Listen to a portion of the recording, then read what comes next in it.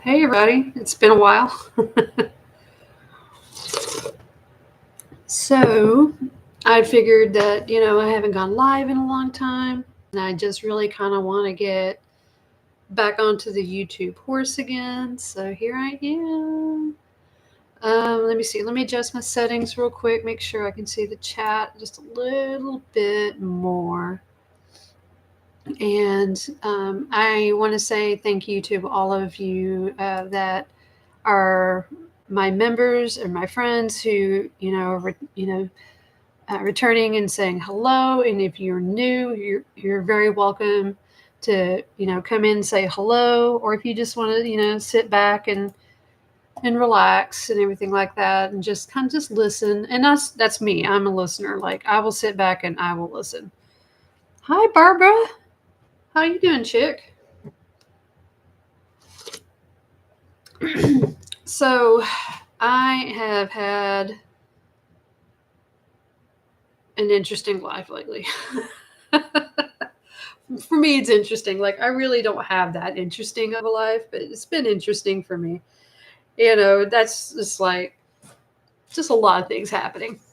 And so it was like in the throes, like the beginning of the fall. It was just like market time, and the market season. And there's actually technically two different market seasons. There's one for the spring, which kind of starts in February, and then because you're going into March and April and May. And like where I live, which is in Texas, if you're not familiar with that, our weather is kind of wonky in the spring. So it could be either like really freaking warm and sunny and beautiful, or rainy, or we'll get snow and ice. So it's it's hard to anticipate what the weather is going to do from season to season. You just don't know sometimes. You just really don't know. Hi, Ellie. So yeah, like Ellie knows. Ellie's a Texas girl, but she lives like down in the valley. And like when I say the valley, it's like, it's down there right by the border between Mexico and Texas, which is cool. I mean, she almost has like almost like a subtropical kind of, you know, um, I guess would you call that subtropical, Ellie? Your your weather down there kind of subtropical. Like, I kind of wish I lived down there sometimes because you know because it is so warm there. But I'm imagining it just gets like blazingly hot. I mean, it gets hot here, but we get ice and snow, you know. Yeah, I bet. Well, I bet you're kind of close to the coast, so I imagine that you would too. Yeah, it, but you get more like hurricane weather than we do. Like, we get some hurricane weather, but not to the same magnitude. Like, we'll get like the leftover, bouts of rain, um, but not nearly to the same degree as you guys do. But yeah, it's funny. So okay, so this last Tuesday I had a market, and it's my local market, like here in my town, and it happens once a month. Except for she didn't do it in January this year. Um, so she did it. She arranged it with a coordinator. She arranged it to be inside one of the local churches right there on the square, and we've I've been to I've been doing this market with her for over a year now. I like her pretty much, but she does have some things. She does do some things that I don't exactly agree with. But the market has a great clientele base, and it's got a lot of various markets that a lot of various vendors that come through there, which attracts a lot of different kinds of people and things like that.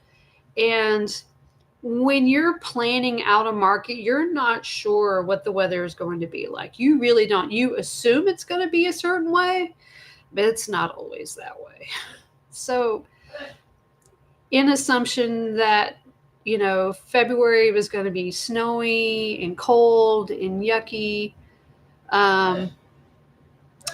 Sorry, that's my roommate. An assumption that it's going to be cold, rainy, and snowy, that it was going to be planned on indoors. Well, we ended up having Saturday to be up to like 82 degrees. It was gorgeous outside. It was like one of the best days ever. And it was also the day before Super Bowl. So it was gorgeous weather. I mean, you couldn't really ask for better weather. And but it was but we were stuck indoors, and whenever we're stuck indoors, we just don't get as much foot traffic. Like a lot of people like to, cycle through the square. Usually that's where we're outdoors. I am always in the same spot every time on the square. I have a fixed spot. And so whoever's on the left or the right to me, usually it kind of cycles in and out. I've met a lot of great vendors that way. And so being indoors, it's a little bit different. I had a smaller spot. I only had like a 6x6 spot. When you're trying to figure out your booth configuration for a 6x6, it's really, you have to really activate those brain cells and try to figure out how can I maximize this and, do a nice display. It's like I took it upon myself. Like I really worked hard on trying to make my display look really nice and functional and everything's like that. Yes, we can get triple digits, and yes, hurricanes and very strong thunderstorms too. Oh yeah. The weather down there. But y'all got the best growing season ever. Y'all can actually grow citrus. Like I would absolutely love to be able to grow citrus. I cannot grow citrus up here. It's just it gets too cold for them. I'm kind of jealous. But anyway, getting back to my story. I know I'm kind of a little bit all over the place. So the last year, the last market, and this market always happens on the second Saturday of the month. So in December, she had another crocheter set up camp right next to me. Again, this month in February, she has another crocheter right next door to me. Now, these are people that I've met before. I know who they are. They're my buddies. They're my buddy vendors and everything. Again, she just keeps putting us together with, us crocheters. She keeps sticking us all up together. But granted, she's got like half a dozen of us on her roster. There's like half a dozen crocheters on her roster. There's a bunch of us. There really is. There's like a whole bunch of us, and we're all middle-aged women.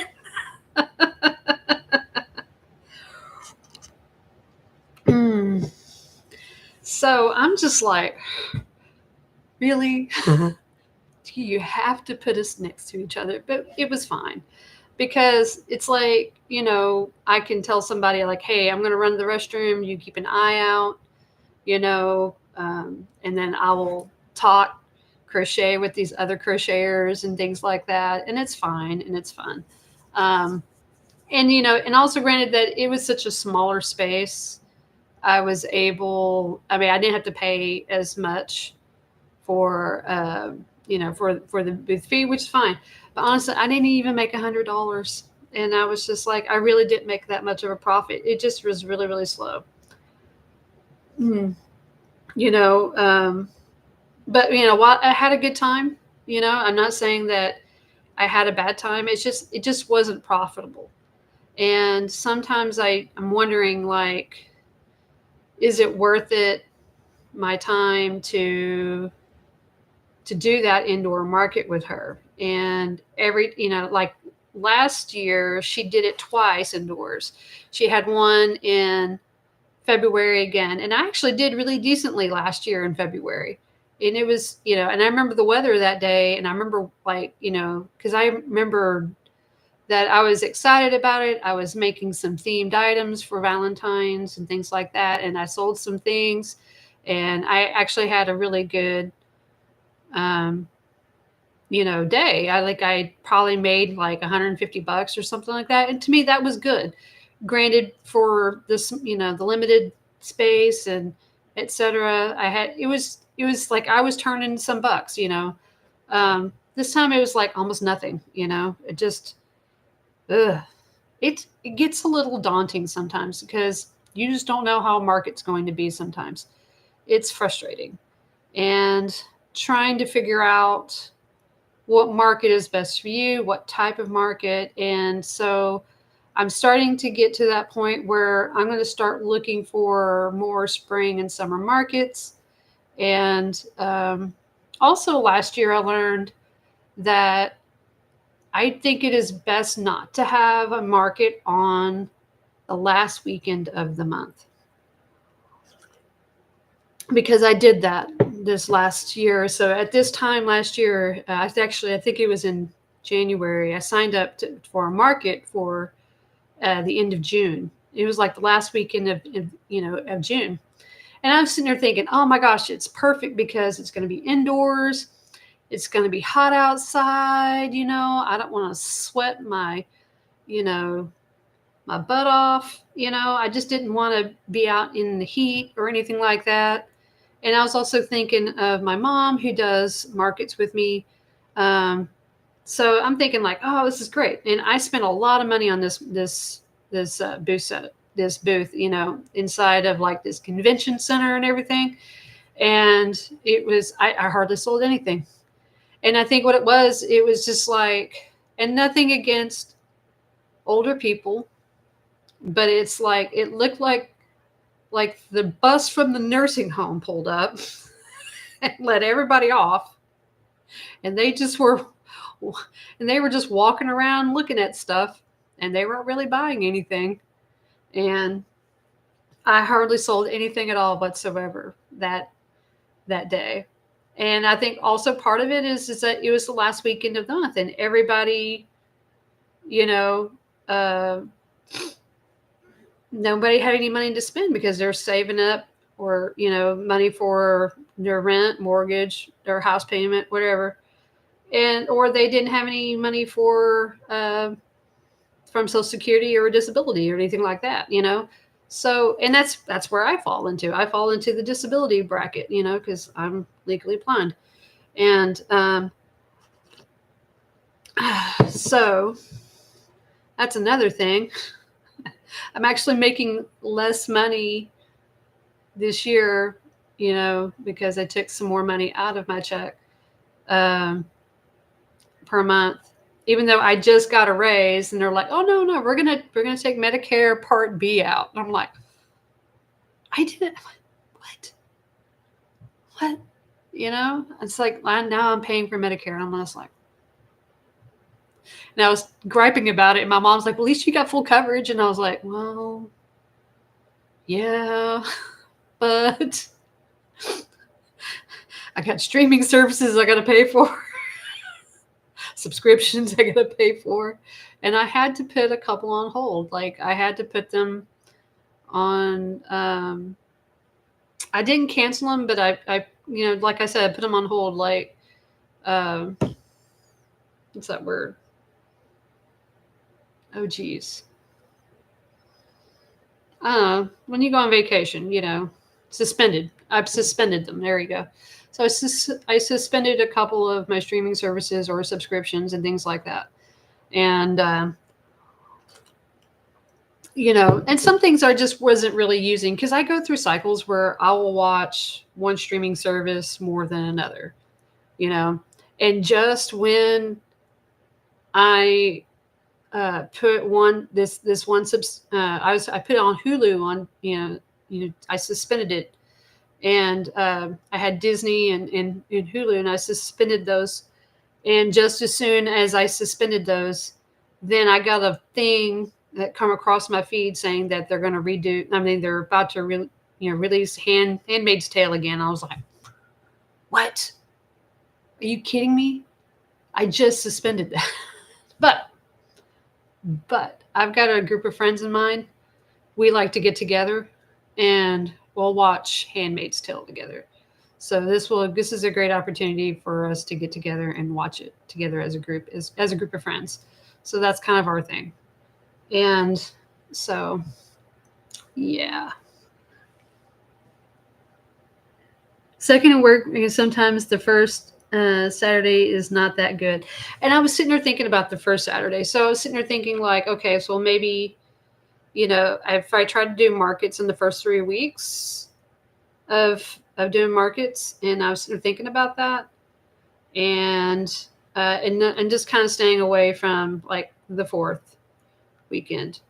But even then, it's like sometimes it's a crapshoot. I do find out that in my opinion, um, I don't do well at flea markets because you get a lot of people who are looking for junk, you know, secondhand stuff, and they're just looking for pennies on the dollar, which is fair, you know. It's like garage sale prices, and I'm like, yeah, no, I'm doing handmade prices, so I'm gonna need to stick with my handmade markets. Um, so, but there's some that are going around every weekend where I'm at. Um, so I'm thinking about doing one of those. It's just a little bit expensive. It's a little bit more than, but I think it's fair, because if it's every weekend, then it's established. People know about it. It's not like, oh, I missed it, because I didn't know about it. But this is something like, by word of mouth, people are just, and it's in a really popular and affluent area. It's like, it's a very well known area. It's very trendy area. And it has been trendy area for a very, very, very long time. Like since I was, a kid, like, it's just like that area is just one of the trendiest areas you can be in. And so I'm thinking about doing that one, signing up and just kind of maybe be a regular vendor there and just kind of maybe stick with maybe like those two things, like one, my local one and maybe that other one. And then maybe the occasional ones, I don't know, maybe I don't, or maybe I can fill in with that other market. But anyway, so I'm starting to get into that frame of mind where, what I want to produce, what I need to keep produced, and I need to start making some base items, but then I want to start doing things that are a little bit different, seasonal items.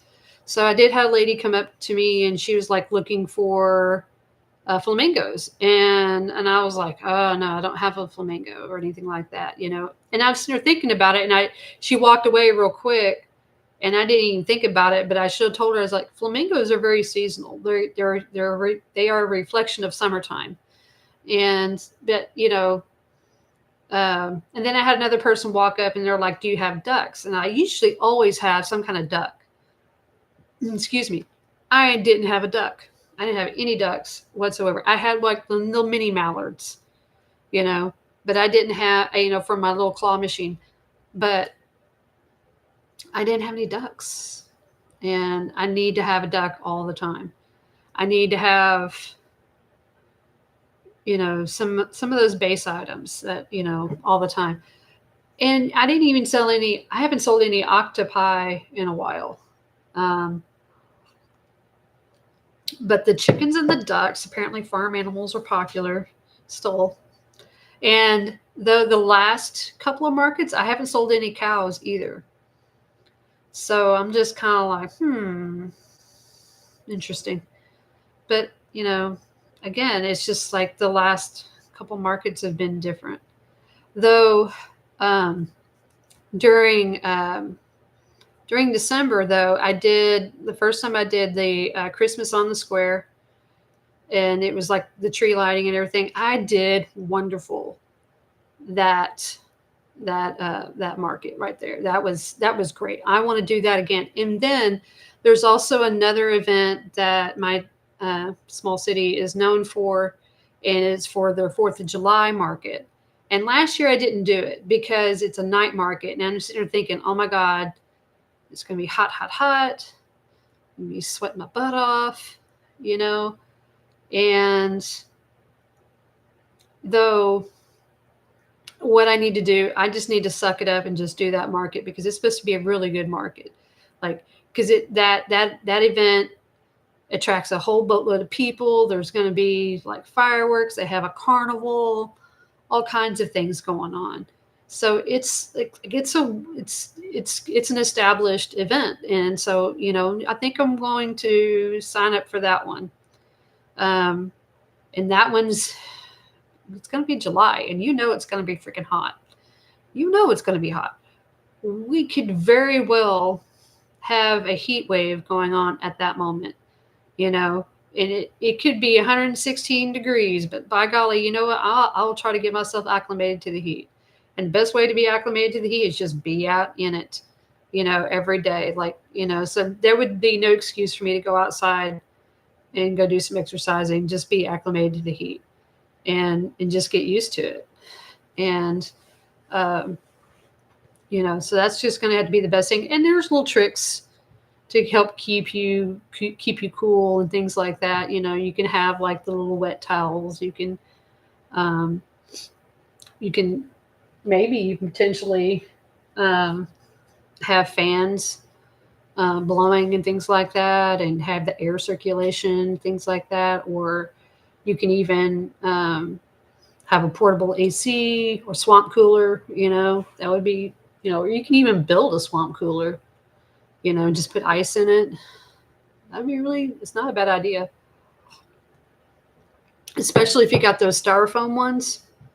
And styrofoam really holds in the cold really well. So it's an idea. So so there's ways to get around it, and and also just being ultra hydrated and things like that, and just making sure that you're acclimated, and and then have appropriate type of things for that market, because people are going to be looking for hats. They're going to be looking for light and lacy things to wear, and then they might be looking for little critters, um, bags to carry their things in and things like that. So, yeah, there's options, pool cover-ups, those types of things. So it's like you have to plan for these types of things like all freaking year long. You think about it, but so I thought about that and doing that. I think that would be good. Though I'm just like I said, I'm concerned. I'm probably gonna melt like an ice cream cone. Crochet some of those too. Pint holders, things like that. So I really don't have per se a true market for next month. It's just I'm gonna sign up for and pay for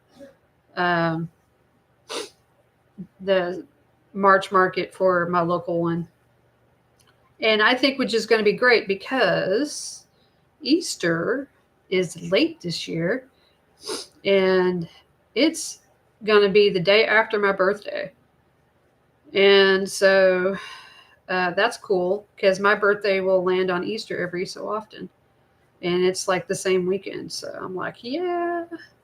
I remember it twice happening to me when I was a teenager, and once before I was a teenager. I think I was 8 or 9. I think I was 9. Was I 9? I think something like that. Anyway, I know it happened when I turned 14. I think it happened when I was 9. I used to say like, oh, every 5 years my birthday lands on Easter. No, not really. But it was happening like that for a little while there. So, um, so that gives me plenty of opportunities to start making things for Easter, start getting ready for, Easter baskets and things like that. So last year I made some Easter bunny baskets. So I sold a couple, and but not very many. I want to sell some more again. I still want to make some more again and sell them. Um, but I think I'm going to expand that and maybe even make a few duck baskets. I think that would be really cute. So that one I would have to actually create and develop myself. The bunny basket ones, excuse me, were ones that I had seen here as a YouTube tutorial. They're very cute, but I think the duck ones, I think people are going to like. And I was telling somebody that I was talking to, it's like, yeah, I need to start making the bunny rabbits. I need to start making ducks. I need to start making sheep, And then I was sitting there thinking about, like, okay, what if I did an Easter basket building station? And I thought about that because I had done something similar to that in this last market. I did a build your own Valentine's box, and I actually did sell two of them. Um, they are, it was a box that I ordered off of Amazon. They're like a bakery box. And we did one in October and did very well. Hoping this one goes. Oh yeah, me too. I hope it does well for you. Sorry, I got a little distracted. But this Valentine's box, it's just big enough to put a small amigurumi in.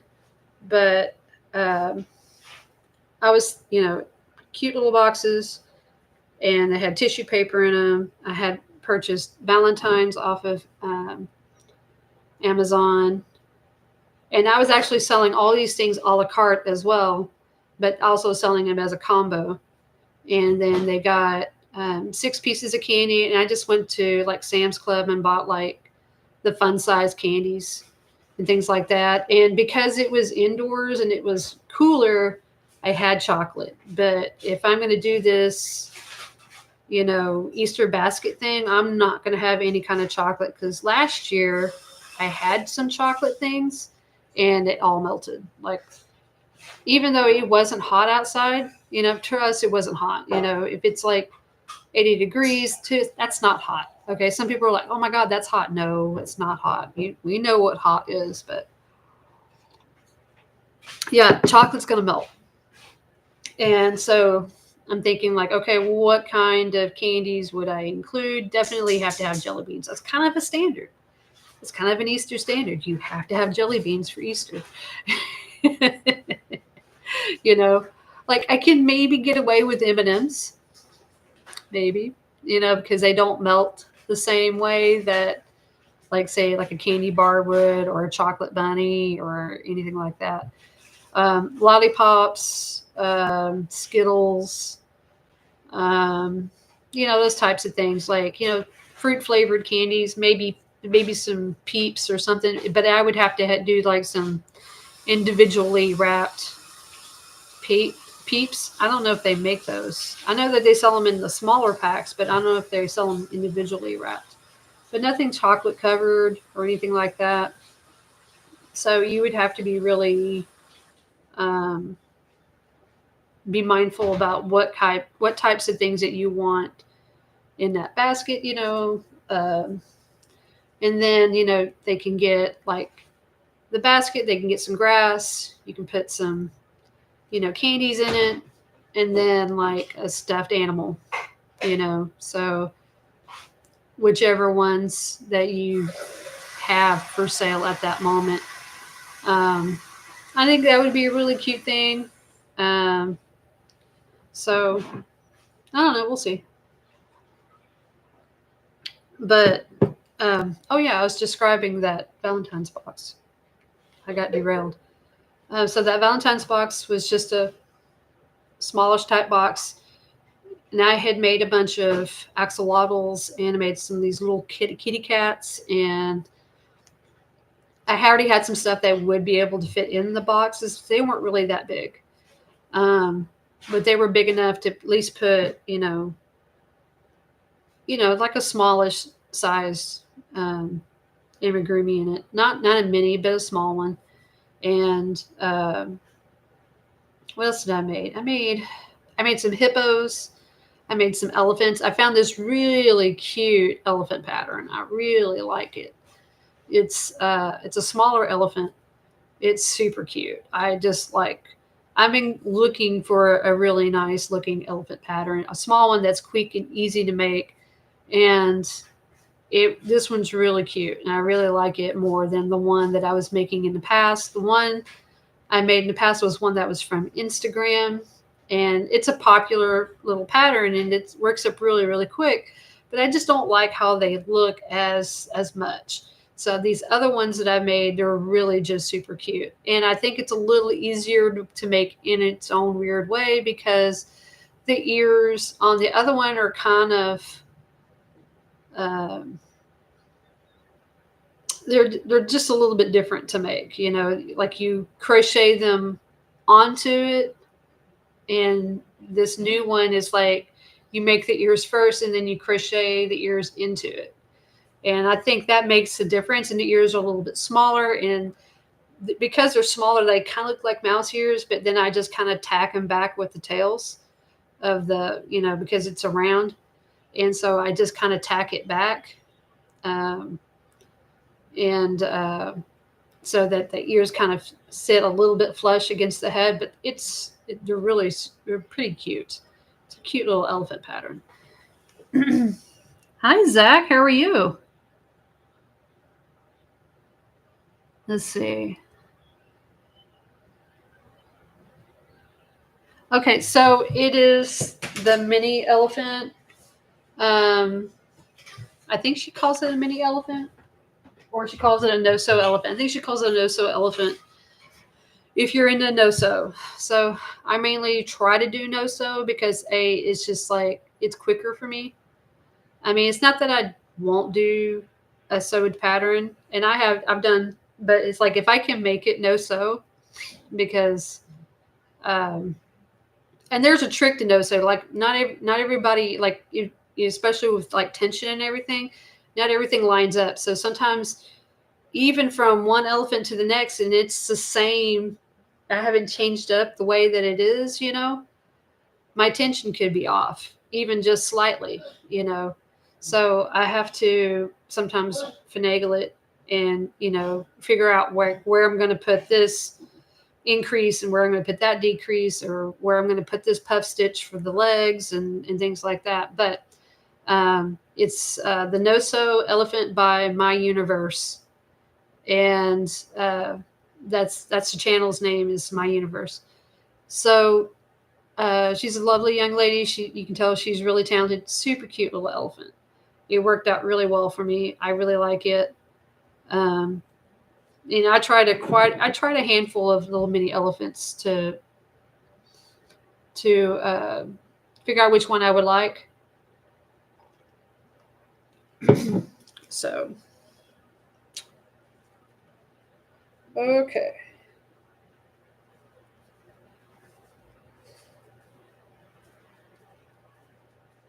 But like I made a boatload of those little axolotls. I had made 4 of each color. So almost 4 of each color. So, and there were like 5 colors. So that's 4 times 5. So I made like 19 of them. Like I had a bunch of those little axolotls, and they're really, really cute.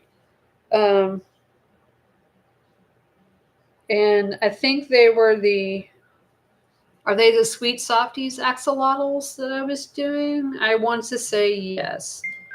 And I do like me some Sweet Softies. She's got a lot of great patterns. And she makes a lot of really fun patterns.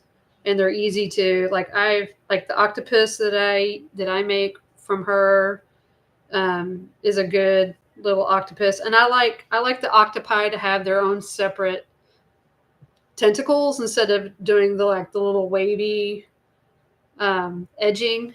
It's just I'm just funny. Like I like having the own individual tentacles. I got a headache and feel dizzy. Oh, go lay down. So you don't have to sit up with me.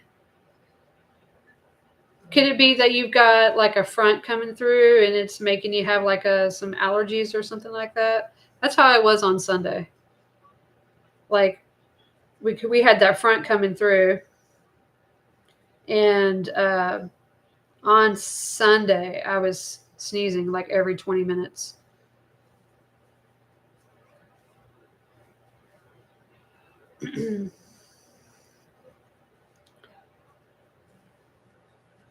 And so therefore, but I did sell 2 of those little Valentine's boxes to one customer, and that was my biggest sale. Was just selling those 2 boxes. And so the lady bought the boxes, and also my boxes came with stickers too. So I've got a stack of stickers that I order from Amazon, and I sell them for like 25 cents each. And I also had some pencils, some pretty Valentine's pencils with heart erasers on them. And I also offered that for the box. Like you can either get the pencil or you can get some stickers. Stickers seems to be a really popular thing right now. Like if you're a sticker maker, like you could sell some stickers, like some really cool stickers. They're just on trend right now. A lot of people really like stickers. And I always have like little fun, animal stickers and things like that. And they're pretty good little stickers. I have one that's sitting on the back of my phone, and it's held up pretty well. And I hold my phone quite a lot. And I thought this one was cute because it was a little kitty cat holding a ball of yarn. And I was like, okay, yeah, I'm going to put that one on the back of my phone. And it's holding up really well. There's a little bit of wear right there. That's usually where I hold my phone at the most. But it's holding up really, really well. I've had this on here for at least a couple of months now. And so they're really good little stickers that I have purchased off of Amazon. I sell, and then, I buy like 350 of them. So hold on. So I don't know who that is. So I bought like 350 of them for about like $5 or so, something like that. They're really quite inexpensive. It depends on, when you buy them. But you can buy, or like $8 or something like that. But if you break down the amount of how much they cost per piece, then you can put a good margin on them. So even though that I purchased them even at $8, they're about like 10 cents a piece each. So I'm like, that's pretty good. And so I rounded up to 25 cents each. And so for 4 stickers, I get $1. And then sometimes people are just like, that's all that they ever get. And sometimes I'm thinking like, okay, is it because that thing is so cheap and that's all that they're just interested in? Or is it something that people can get in addition to or something like that? And sometimes I feel like because I have that there for so cheap that, that's all that they're going to be interested in. And they're not going to be looking at anything else. So it's just like these 2 different types of thoughts that come to me, or, but sometimes I've had people come up and they're like, they just want to get something, to help support me, so they'll buy a sticker or 2 or 4, And I'm thinking I'm starting to get a clientele base kind of based on those stickers in a weird way. So there's actually a group of people who do stickers. So that's all that they want. If you do fun stickers, some mine are kind of cutesy, they're not. I try to be kid friendly because I am making toys, and so even sometimes little kids, all they have is a quarter, or all they have is $1, and at least I can get some stickers for $1 or something. Of course, $1 doesn't go hardly anywhere nowadays.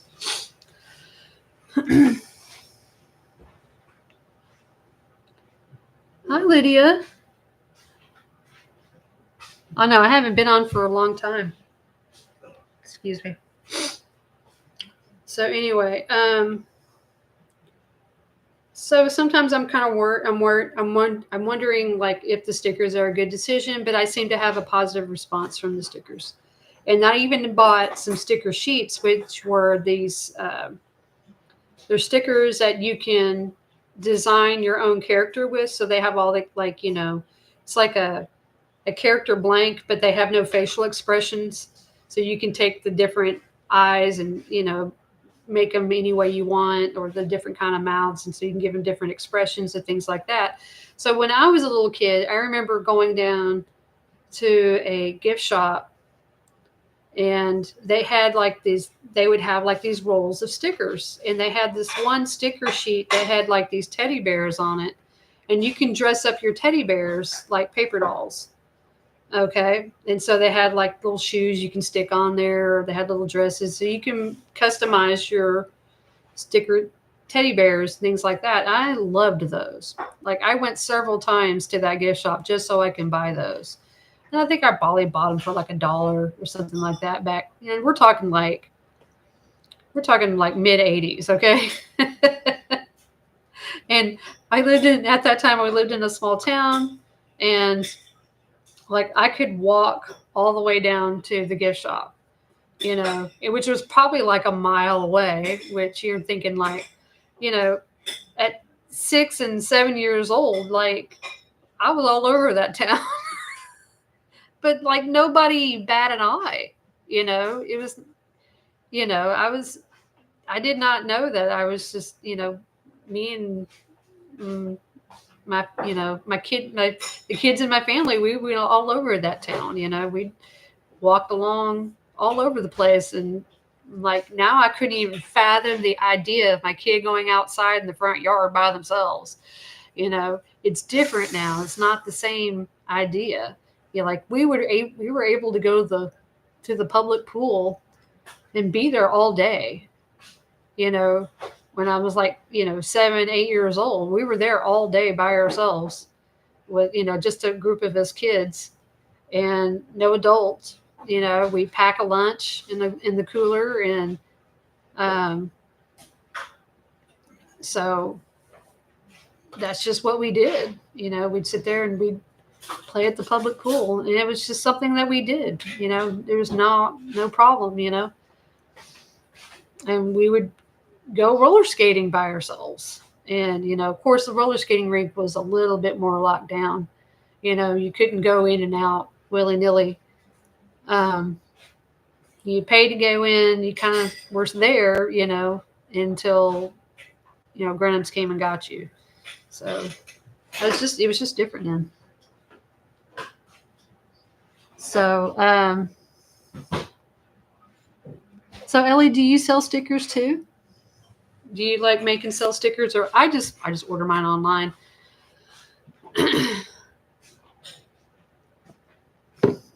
But Christmas time, I sold a lot of stickers. I had some Christmas stickers, and I sold quite a few of those.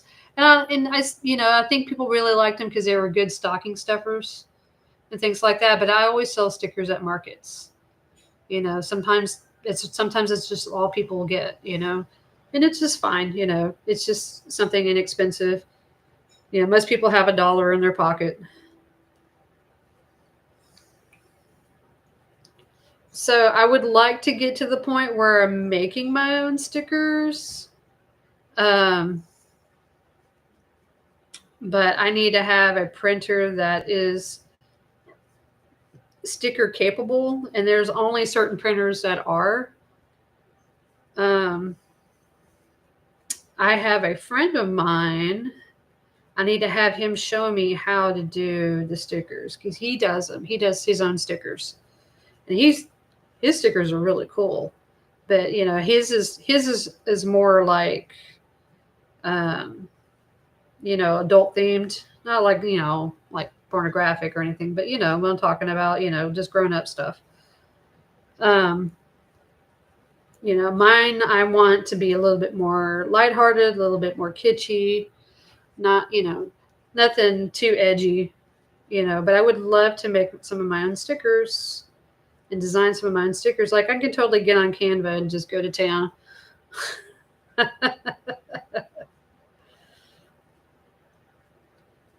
Have something with cute little funny sayings or something like that on it. And then another thing that I've been wanting to do is I've been playing with Shrinky Dinks. Do y'all remember Shrinky Dinks?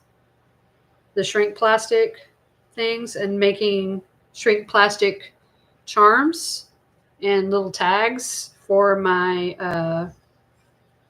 plushies. And I was going to make a bunch of them for Valentine's Day, but I just simply ran out of time.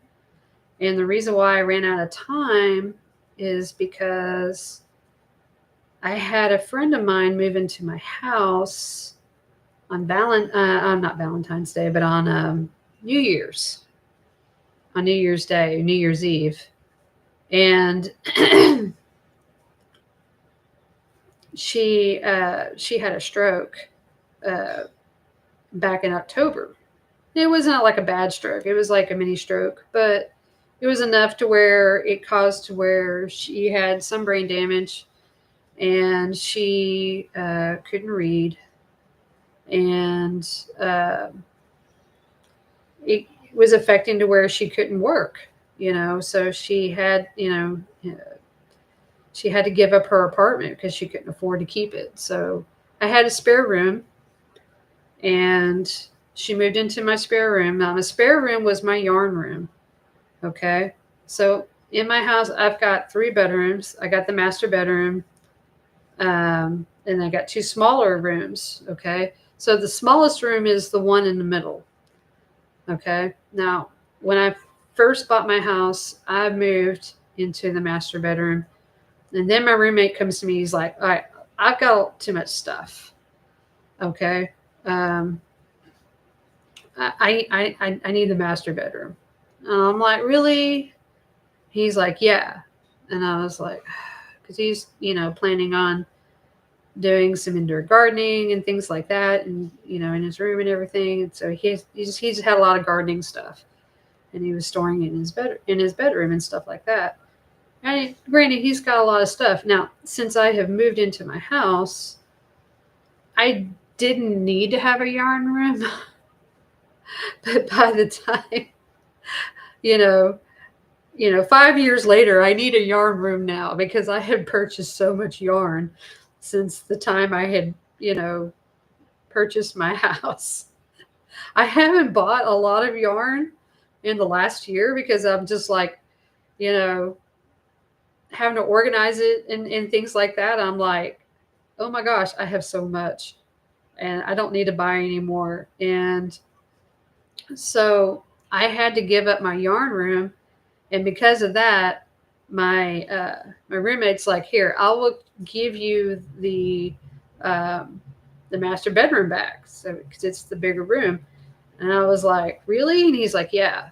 I was like, okay, finally, I get the master bedroom.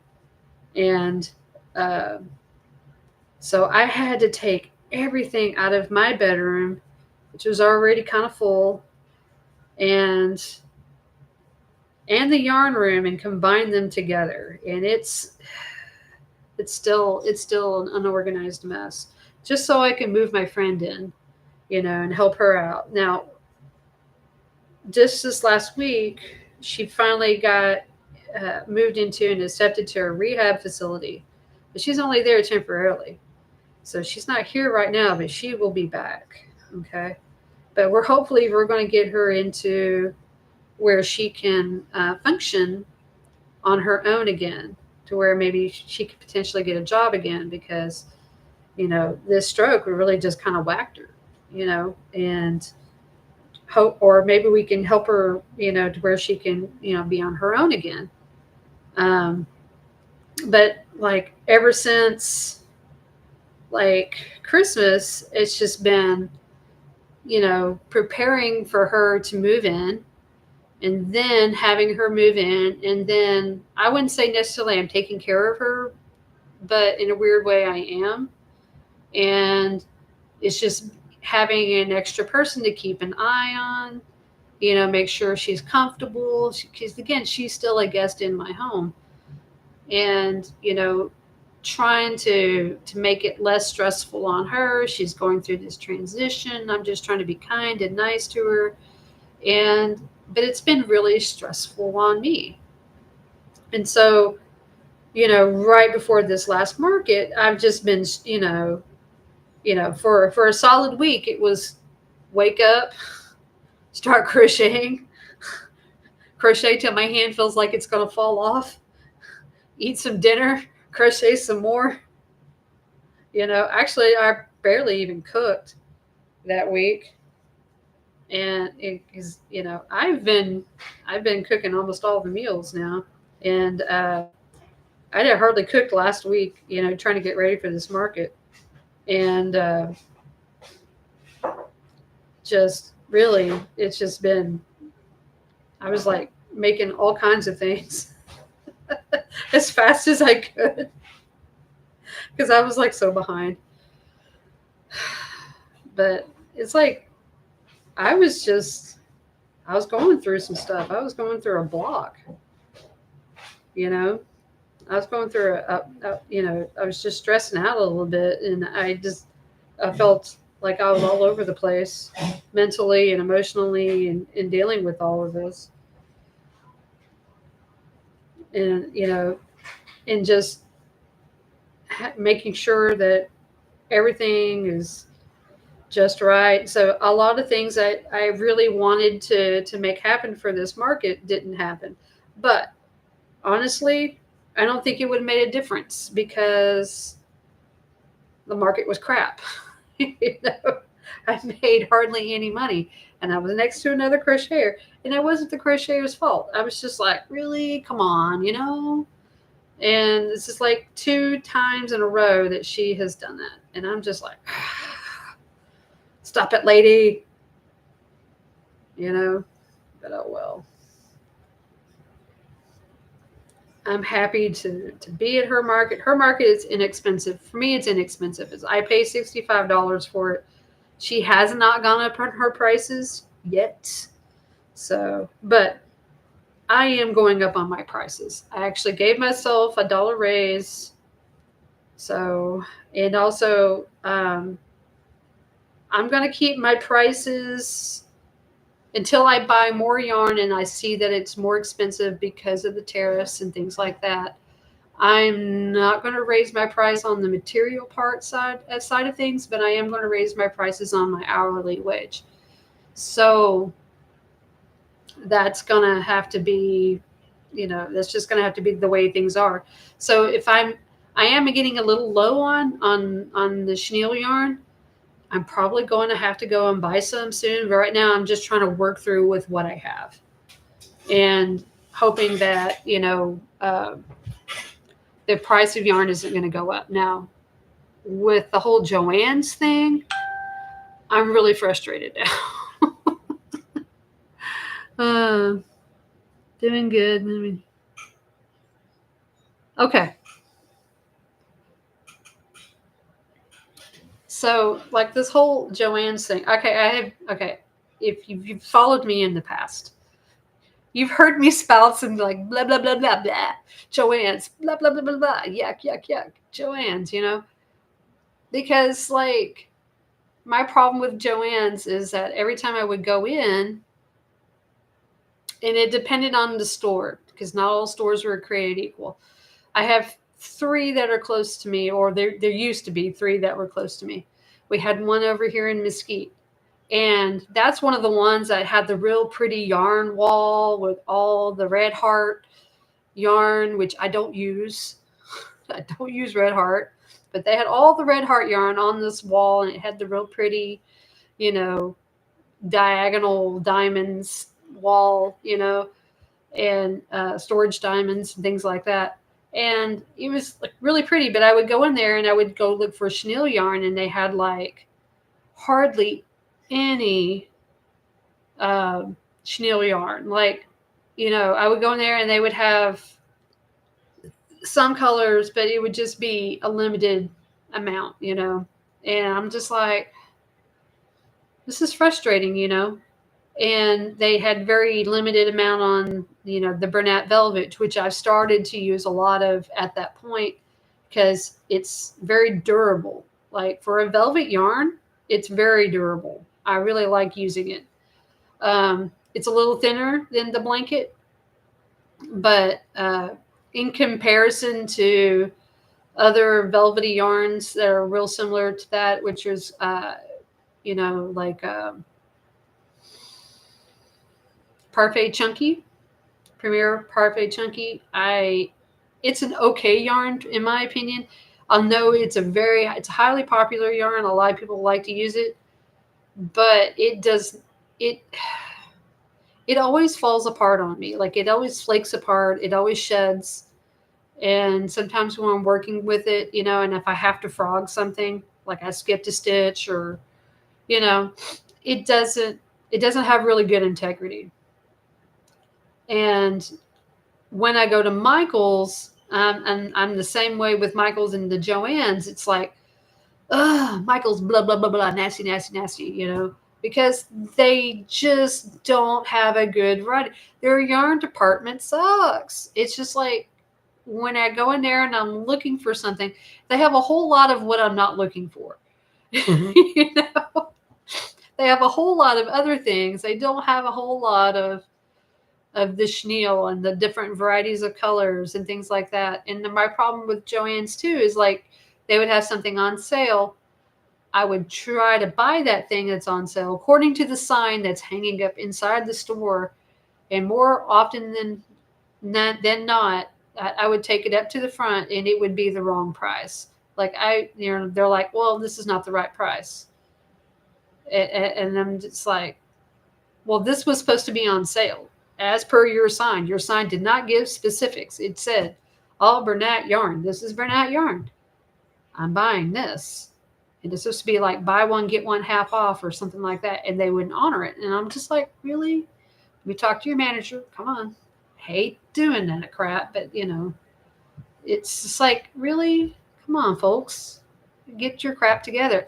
And now after watching a lot of these videos concerning the people at Joann's, all the workers and stuff like that, now I get it, because it's just like, now I feel sorry for Joann's. And it's not that I, dislike them in general. I don't. Their yarn department is superior to that of especially Walmart, especially Michael's, because Michael's hasn't had a good yarn department in years. And there's this one Joann's that's inside of like the inner part of Dallas. It's like in Dallas proper. And I will take an hour and 20-minute bus ride just to get to that Joann's, and because they just had so much variety and they had, so much, they had tons of colors, they had whole aisles dedicated for, to the, blanket and chenille yarn. And I'm just like excited and happy. And just like when I go in there and I'm like, I will specifically go to that Joann's because they had such great variety.